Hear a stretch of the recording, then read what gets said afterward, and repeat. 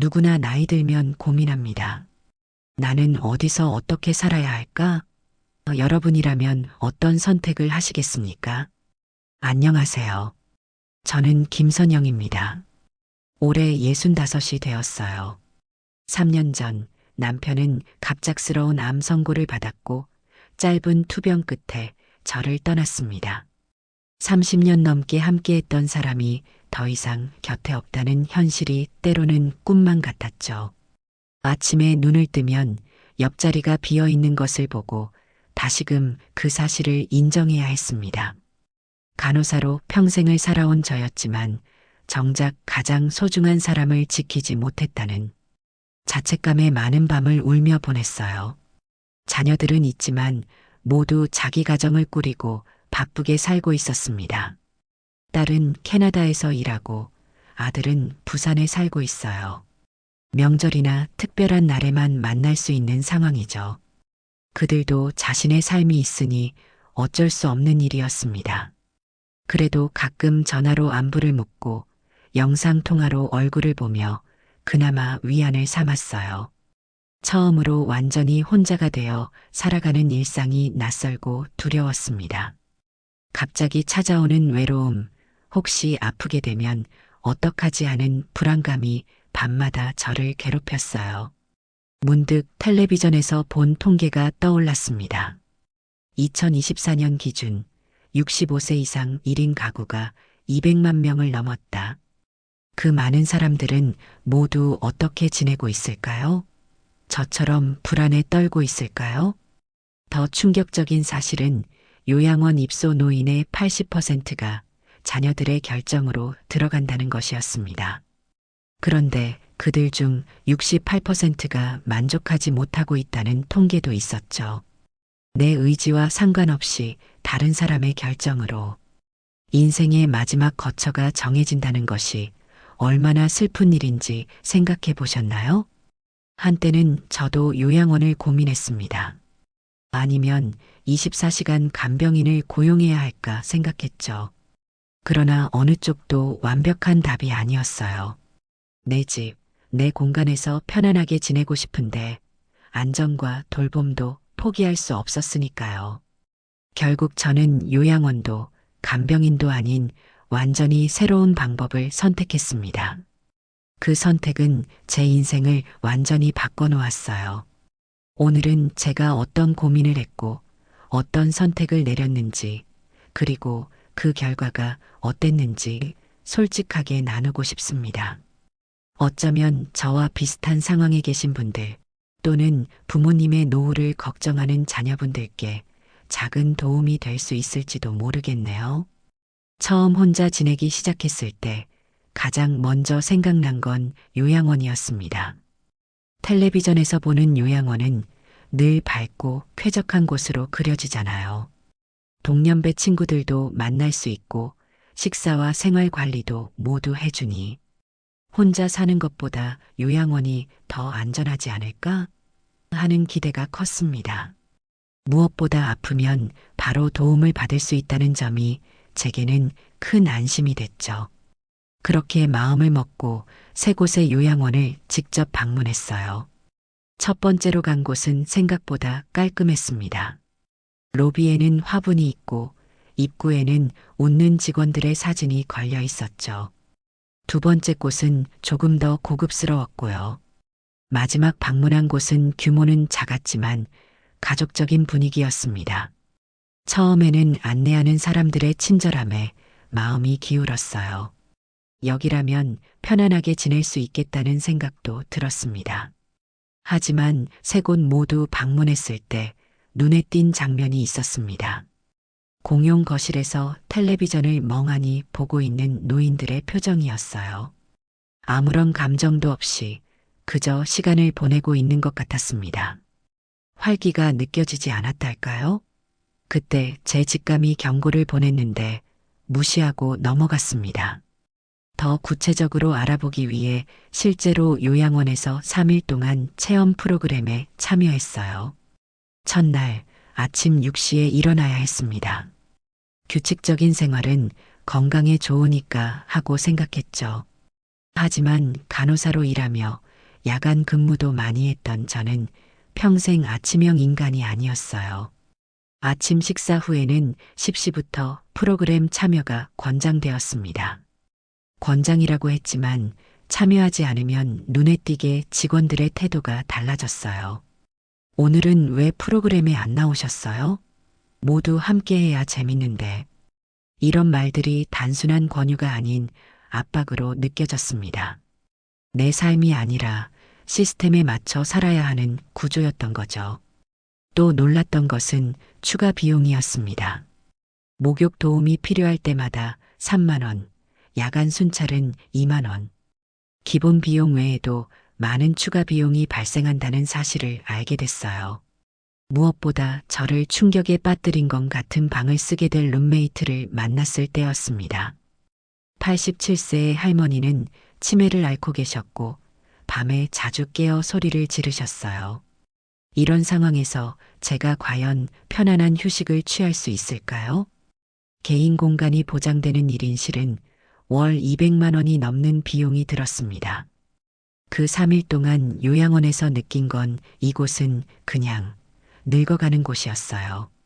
새로운 경험을 하거나 성장하는 곳이 아니라 그저 남은 생을 소극적으로 보내는 공간처럼 느껴졌습니다. 어쩌면 몸이 많이 불편하신 분들에게는 필요한 곳일 수 있겠죠. 하지만 아직 스스로 할 수 있는 것이 많은 저에게는 맞지 않았어요.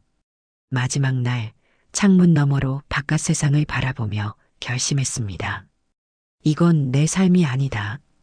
그렇게 저는 요양원 입소를 포기하기로 결정했어요. 그러나 여전히 혼자 사는 불안함은 해결되지 않았습니다. 다른 방법을 찾아야 했죠. 요양원 대신 다른 방법을 찾고 있을 때 제 오랜 친구 정미숙이 좋은 간병인을 소개해 준다고 했습니다. 미숙이는 어머니를 모시느라 간병인을 여러 명 써보았다면서 믿을 만한 분을 알고 있다고 말했죠.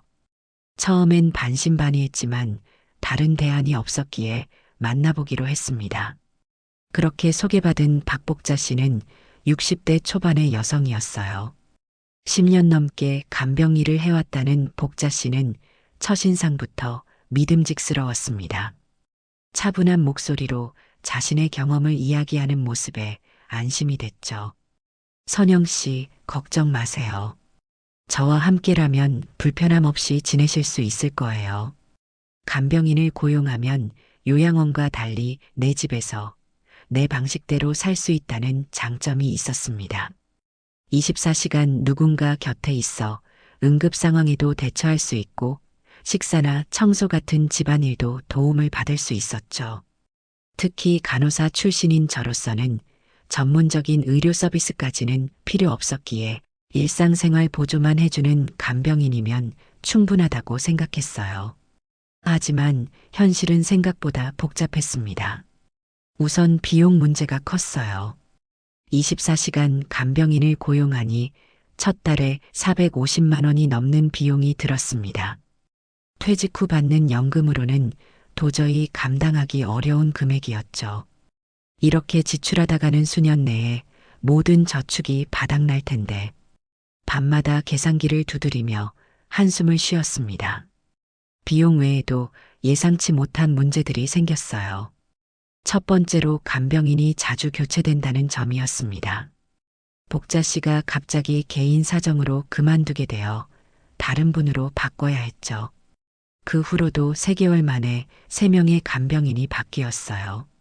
매번 새로운 사람에게 내 습관과 선호도를 설명해야 했고 또 그 사람의 방식에 적응해야 했습니다.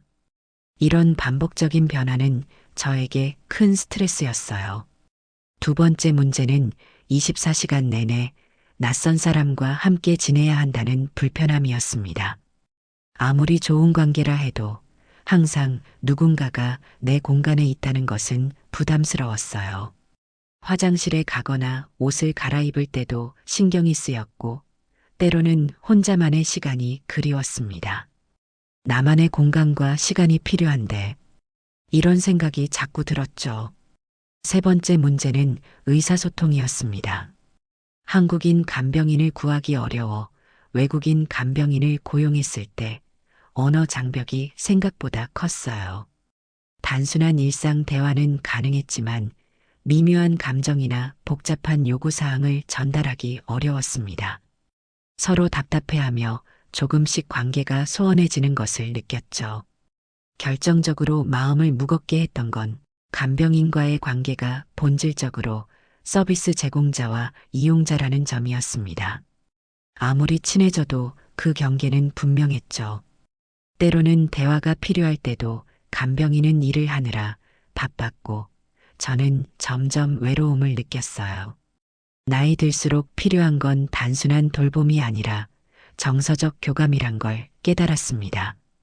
연금으로는 도저히 감당이 안 되겠더군요. 게다가 매일 24시간 타인과 함께 한다는 것이 생각보다 쉽지 않았어요. 마지막 간병인이 그만둔 날, 혼자 남은 집에서 깊은 고민에 빠졌습니다. 요양원도 간병인도 둘 다 한계가 있었죠. 다른 방법이 없을까? 내게 맞는 새로운 대안이 필요해. 간병인을 포기한 지 일주일쯤 지났을 때 우연히 동창회에 참석하게 되었습니다. 간호학과 동기들 대부분은 저처럼 은퇴 후의 삶을 고민하고 있었죠. 오랜만에 만난 친구들과 이야기를 나누면서 마음이 한결 가벼워졌어요. 그때 최근에 해외여행을 다녀온 정영숙이 흥미로운 이야기를 들려주었습니다. 선영아, 너 혹시 시니어 코하우징이라는 개념 들어봤어? 내가 지난달 덴마크 여행 갔을 때 그곳에서 본 거야. 우리 나이대 사람들이 각자 개인 공간은 유지하면서도 공용 공간을 함께 쓰는 거지. 혼자 사는 것보다 안전하고 요양원처럼 자유를 빼앗기지도 않아. 처음 듣는 개념이라 궁금증이 생겼습니다. 영숙이는 스마트폰으로 사진들을 보여주며 설명을 이어갔죠. 공동 정원에서 함께 텃밭을 가꾸는 노인들, 넓은 공용 주방에서 요리를 나누는 모습, 그리고 각자의 아늑한 개인 공간까지. 그 모습이 어딘가 따뜻하게 느껴졌어요. 게다가 요즘은 필요할 때만 부르는 돌봄 공유 서비스라는 것도 있대. 24시간 간병인 없이도 아침 저녁으로 필요한 도움만 받을 수 있다니까. 한국에도 요즘 시작되고 있다더라고. 영숙의 말에 귀가 솔깃해졌습니다. 집으로 돌아와 밤늦게까지 인터넷으로 관련 정보를 찾아봤어요.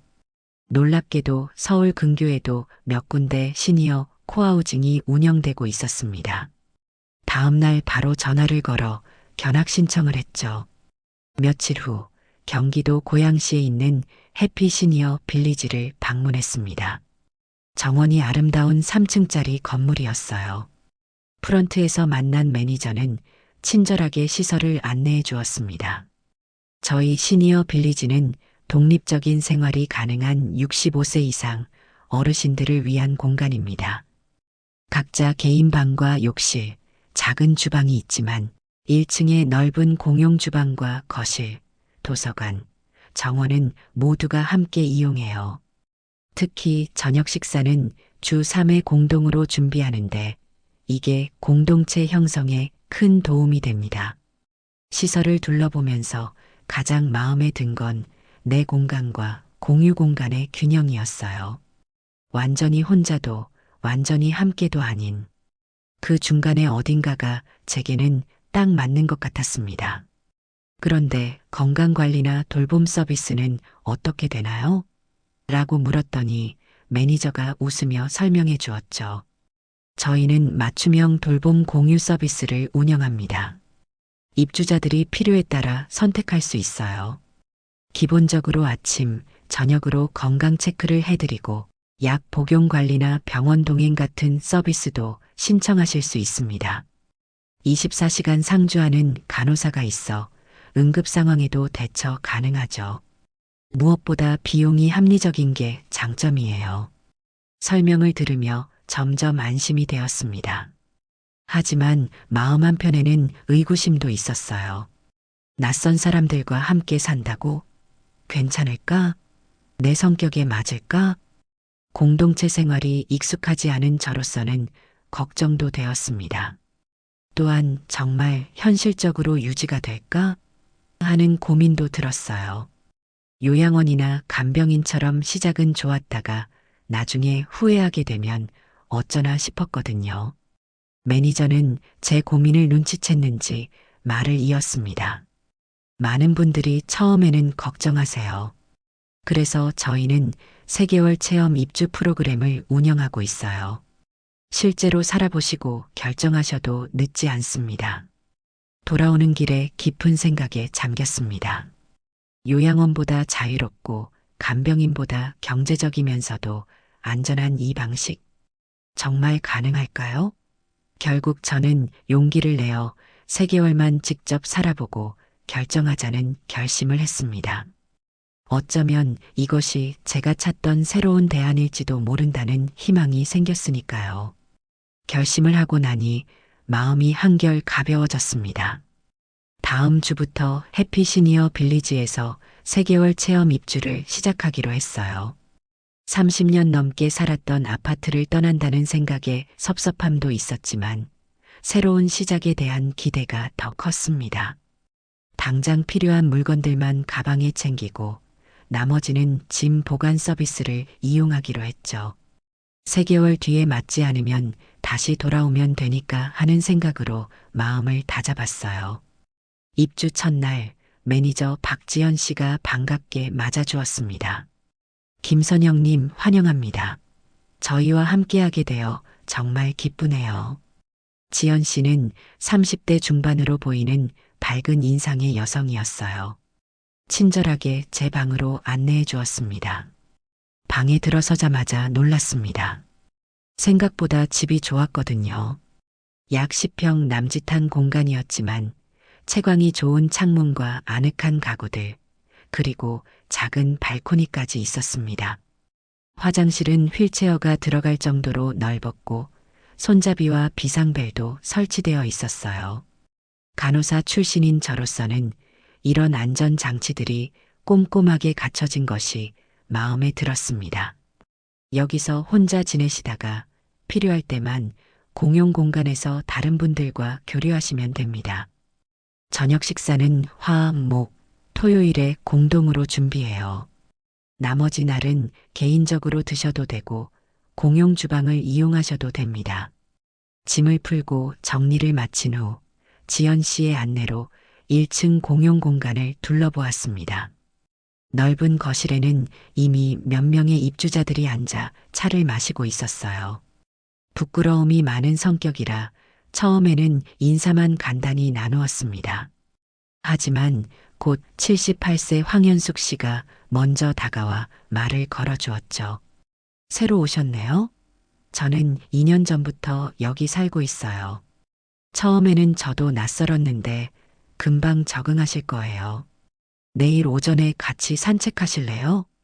현숙 씨의 따뜻한 말 한마디에 긴장이 풀리는 것 같았습니다. 이후 다른 입주자들과도 자연스럽게 대화를 나누게 되었어요. 70대에서 80대까지 다양한 연령대의 12명이 함께 살고 있었습니다. 대부분 저처럼 혼자가 된 후 이곳을 선택한 분들이었죠. 입주 첫 주는 적응하느라 조금 힘들었습니다.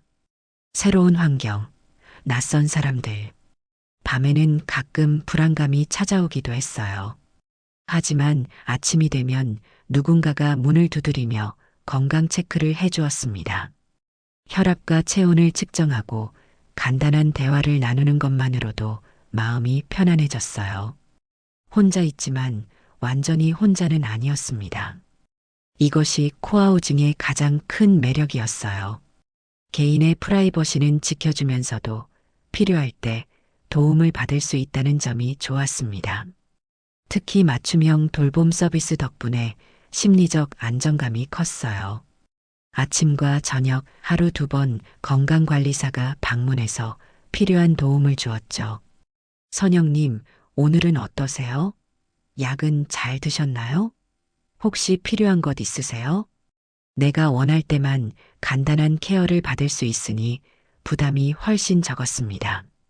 24시간 누군가와 함께 있는 것보다 자유롭고 완전히 혼자인 것보다 안전했어요. 게다가 1층에는 항상 간호사가 상주해 있어 응급 상황에 대한 두려움도 줄었습니다. 입주 한 달쯤 지났을 때 화요일 공동 저녁 식사를 준비하게 되었어요. 제가 잘하는 된장찌개를 대량으로 끓이는데 자연스럽게 다른 입주자들이 돕기 시작했습니다. 누군가는 채소를 썰고 누군가는 밥을 짓고 오랜만에 느끼는 공동체 의식이 따뜻했어요. 식사 후에는 함께 차를 마시며 각자의 인생 이야기를 나누었습니다. 낯설었던 이웃들이 점점 가족처럼 느껴졌어요. 특히 비슷한 경험을 가진 사람들이 많아 공감대가 형성되었죠. 배우자를 잃은 슬픔, 자녀들에 대한 그리움, 노후에 대한 불안. 누구도 쉽게 이해하지 못했던 감정들을 이곳에서는 서로 나눌 수 있었습니다. 한 달이 지난 어느 날 문득 깨달았어요. 이 방식이라면 정말 가능할 것 같았습니다. 요양원처럼 자유를 잃지 않으면서도 혼자 살 때의 불안감은 줄일 수 있었거든요. 그때부터 저는 진심으로 이 새로운 삶에 적응하기 시작했습니다. 체험 입주 2달째가 되었을 무렵 저는 코하우징 생활의 현실적인 장점들을 확실히 체감하고 있었습니다.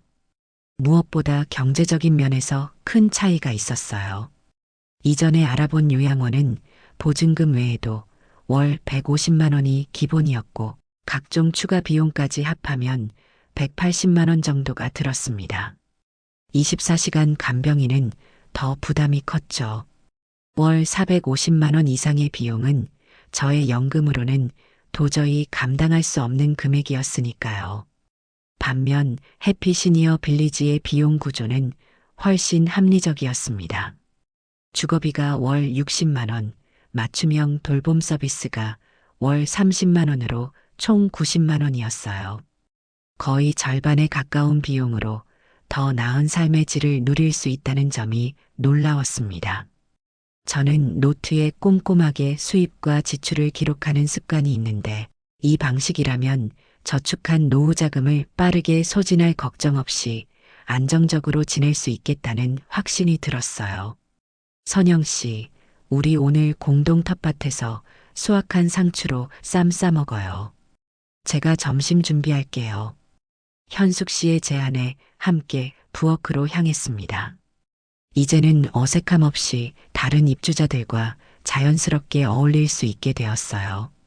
식사를 준비하면서 자연스럽게 나누는 대화, 서로의 건강을 챙기는 마음. 이런 소소한 일상이 제게는 큰 위안이 되었습니다. 비용 외에도 삶의 질 측면에서 많은 변화가 있었어요. 우선 건강이 눈에 띄게 좋아졌습니다.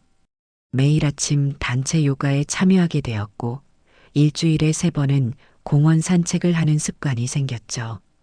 혼자였다면 게을러져서 하지 않았을 활동들을 자연스럽게 하게 된 겁니다. 혈압도 안정되고 불면증도 줄었어요.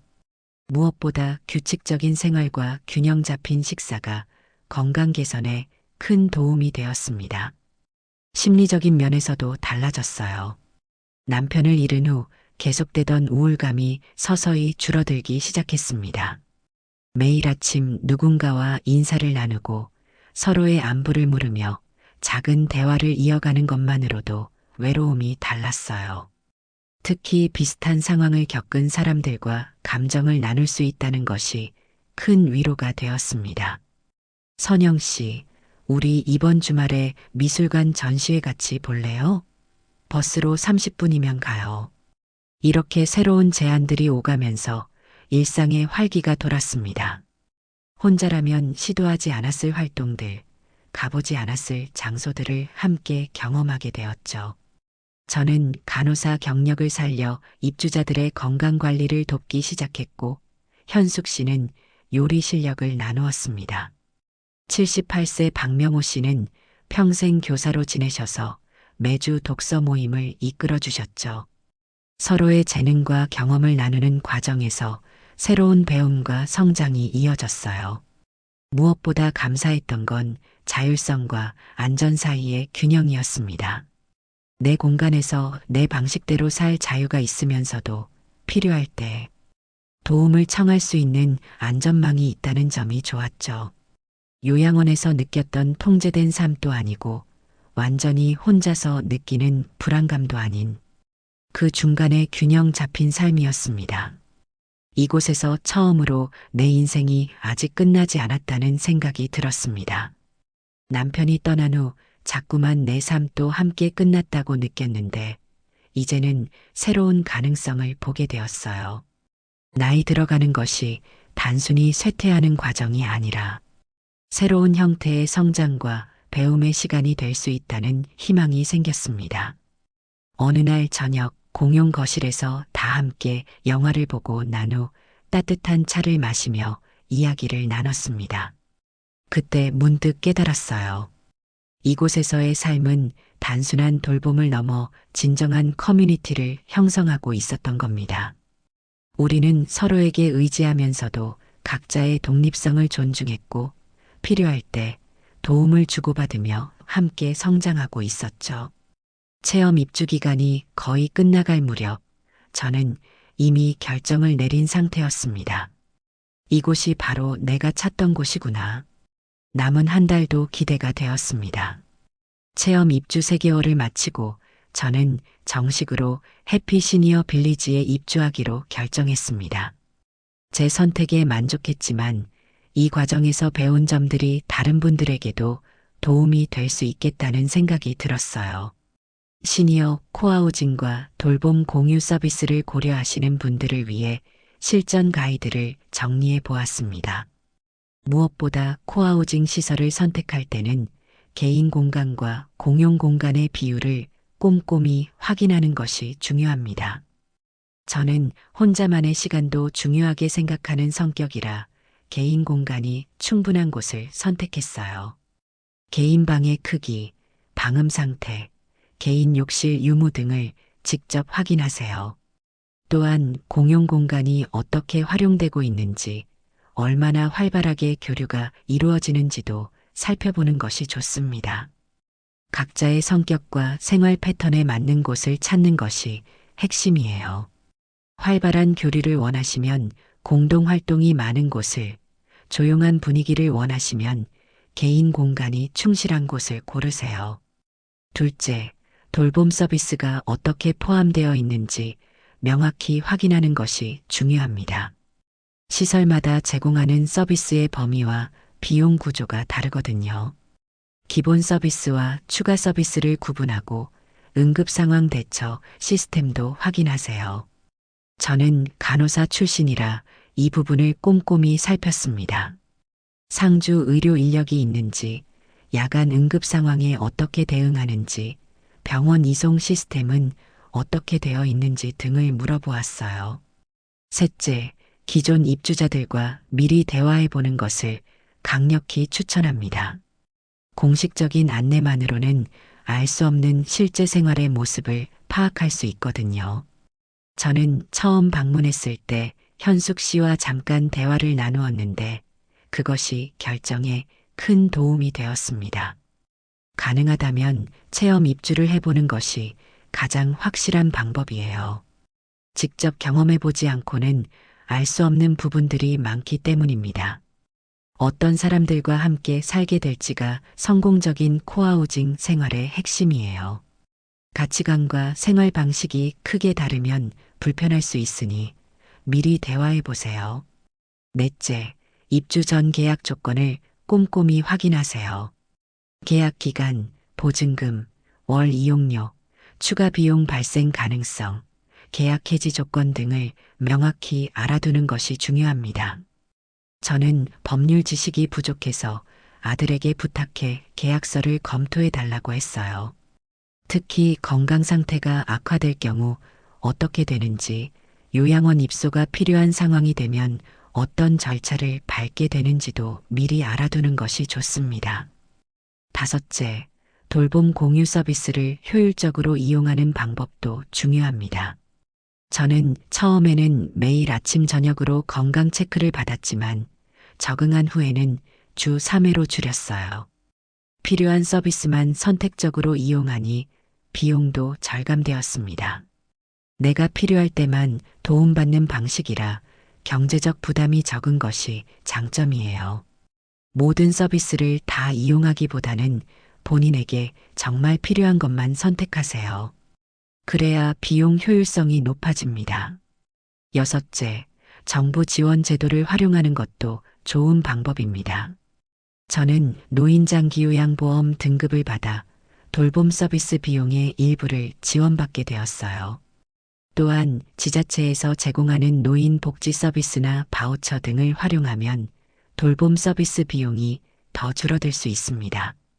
주민센터나 노인복지관에서 관련 정보를 얻을 수 있으니 꼭 알아보세요. 일곱째, 공동체 생활에 적극적으로 참여하되 자신의 경계를 지키는 균형감이 중요합니다. 초기에는 모든 활동에 참여하려고 했던 저였지만 점차 나에게 맞는 활동을 선택하게 되었어요. 너무 많은 교류는 오히려 에너지를 소진시킬 수 있기 때문입니다. 저는 독서 모임과 요가는 참여하되 주말 여행과 같은 활동은 선택적으로 참여하고 있습니다. 자신에게 맞는 교류 수준을 찾는 것이 중요해요. 모든 활동에 무조건 참여해야 한다고 생각하지 마세요. 마지막으로 가족과의 관계도 유지하는 것이 중요합니다. 코하우징에 입주했다고 해서 가족과의 연결이 끊어지는 것은 아니에요. 오히려 자녀들이 24시간 돌봄에 대한 부담에서 벗어나 더 편안한 마음으로 방문하게 되었습니다. 저는 영상통화로 자녀들과 자주 소통하고 한 달에 한 번은 함께 식사하는 시간을 가지려고 노력해요. 이러한 경험을 바탕으로 저는 확신할 수 있습니다. 시니어 코하우징과 돌봄 공유 서비스는 기존의 요양원이나 24시간 간병인과는 다른 균형 잡힌 대안이 될 수 있다는 것을요. 물론 모든 분들에게 맞는 방식은 아닐 수 있습니다. 하지만 선택지가 다양해진다는 것 자체가 중요하다고 생각해요. 여러분의 상황과 성향에 맞는 최선의 선택을 하시길 바랍니다. 코하우징 입주 1년이 지난 지금 저는 이 선택이 제 인생의 전환점이었다고 자신 있게 말할 수 있습니다. 처음 결정할 때는 용기가 필요했지만 그 결과는 기대 이상이었습니다. 무엇보다 놀라운 것은 제 삶에 찾아온 실제적인 변화였어요.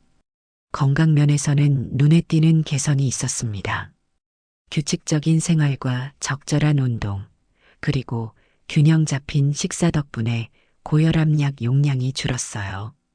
1년 전만 해도 불면증에 시달려 수면제에 의존했던 저였는데 이제는 자연스럽게 잠들 수 있게 되었습니다. 정기적인 건강 체크 덕분에 작은 문제들도 조기에 발견하고 관리할 수 있게 되었죠. 간호사 출신으로서 건강관리의 중요성을 알고 있었지만 혼자 있을 때는 실천이 어려웠거든요. 선영 씨, 이번 주에는 걸음수가 지난주보다 5,000보나 늘었네요. 정말 대단해요. 이렇게 서로 격려하고 응원하는 분위기가 동기부여가 되었습니다. 혼자라면 포기했을 일들도 함께하니 끝까지 할 수 있었어요. 특히 새로운 인간관계를 형성한 것이 큰 행운이었습니다. 현숙 씨와는 이제 거의 자매처럼 가까워졌고 명호 씨의 독서 모임을 통해 책을 읽는 즐거움도 다시 찾았죠. 이렇게 다양한 배경과 경험을 가진 사람들과 교류하면서 시야가 넓어지고 생각도 젊어진 것 같습니다. 나이 들면 새로운 친구를 사귀기 어렵다고들 하지만 그건 기회가 없어서 그런 것 같아요. 비슷한 상황에 있는 사람들이 모이니 자연스럽게 유대감이 형성되더라고요. 무엇보다 정서적인 안정을 찾게 된 것이 가장 큰 변화였습니다.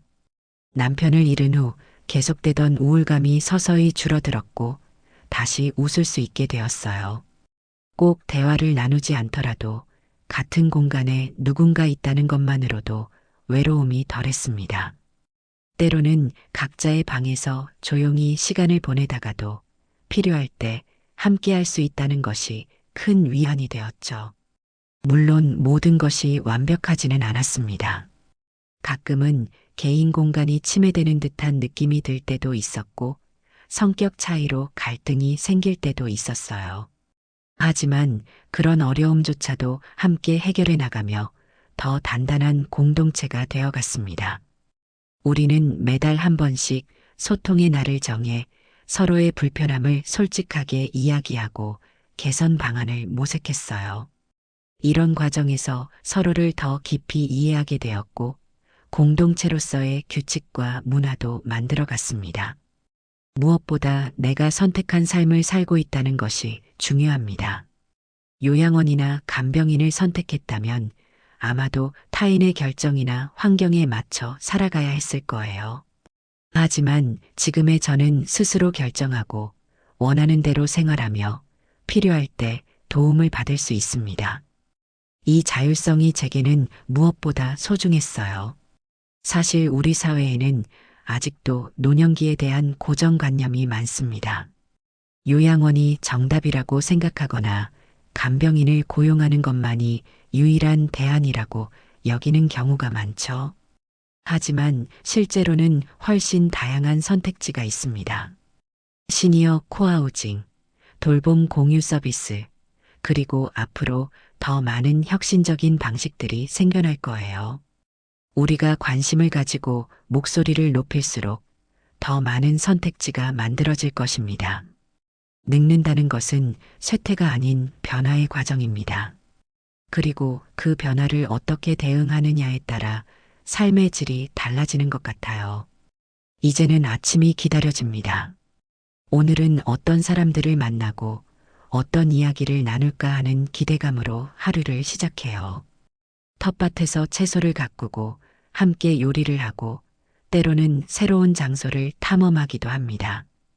여전히 슬픔이 찾아올 때도 있지만 이제는 그 감정을 혼자 사귀지 않아도 돼요. 이해해주는 친구들이 있으니까요.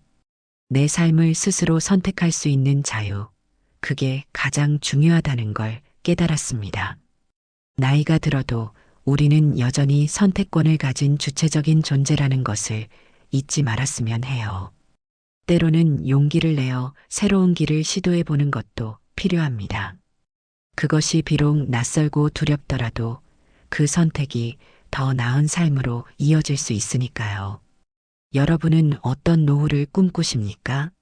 여러분이 원하는 삶은 어떤 모습인가요? 나이 든다는 것이 두려움의 대상이 아니라 새로운 가능성의 시작이 될 수 있기를 바랍니다. 우리 모두가 각자에게 맞는 행복한 노후를 설계하고 그 꿈을 이룰 수 있기를 진심으로 응원합니다. 이 이야기가 비슷한 고민을 하고 계신 분들께 작은 도움이 되었기를 바랍니다. 댓글로 여러분의 생각이나 경험도 나눠주세요. 서로의 이야기가 모여 더 나은 노년의 삶을 만들어갈 수 있을 거예요.